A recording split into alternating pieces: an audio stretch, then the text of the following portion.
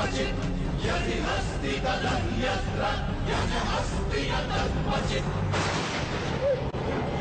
तुम्हारी स्वतंत्रता, तुम्हारा सम्मान कुछ हार गया है ये विश्वास।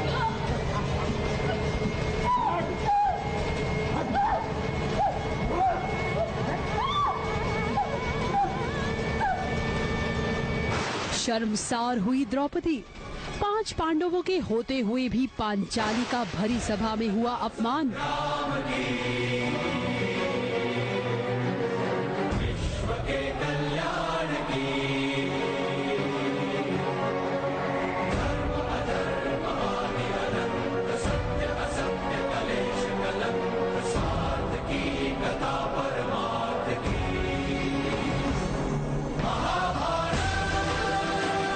सबके सामने बेइज्जती का घूंट पीती हुई द्रौपदी को 5 पांडव देखते ही रहे।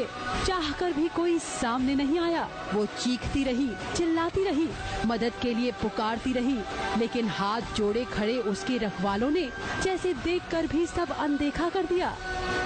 चौपड़ के खेल में खुद को हार चुकी द्रौपदी अपमानित होती चली गई। तुम्हारा सम्मान कुछ हार गया है ये विश्वास।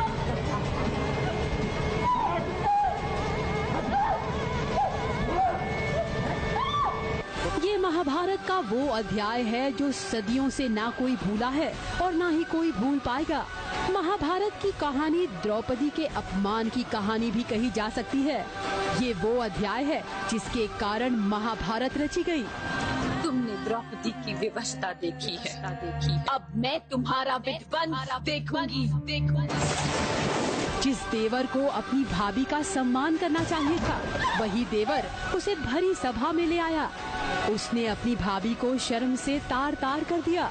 इस सभा में द्रौपदी की सिसकियां हर किसी ने सुनी, लेकिन उसकी मदद के लिए कोई सामने नहीं आया।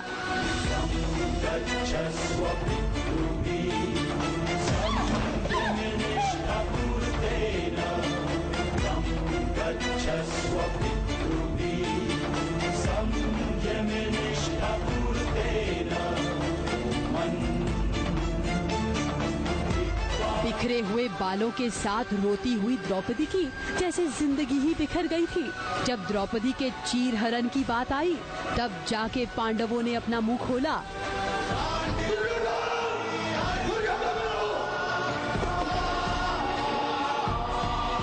जिस प्रकार ये सभा अंधकार में डूब गई है, उसी प्रकार सम्राट धृतराष्ट्र के जीवन को भी हम अंधकार से भर देंगे अंधकार से।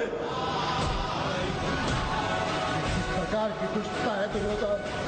यदि पांचाली को स्पर्श भी किया तो उसी क्षण तुम्हें मार डालूंगा। ज्येष्ठ, हमें आदेश दीजिए, शस्त्र उठाने दीजिए। ज्येष्ठ दुर्योधन, मैं इस राजभवन के एक एक पत्थर को तोड़ दूंगा।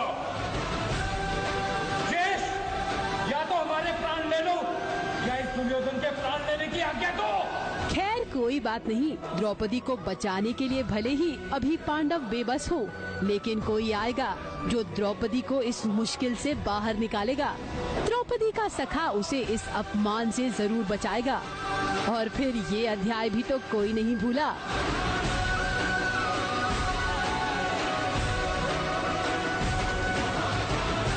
मुंबई से कैमरामैन आतिश कामले के साथ निशी मिश्रा की रिपोर्ट।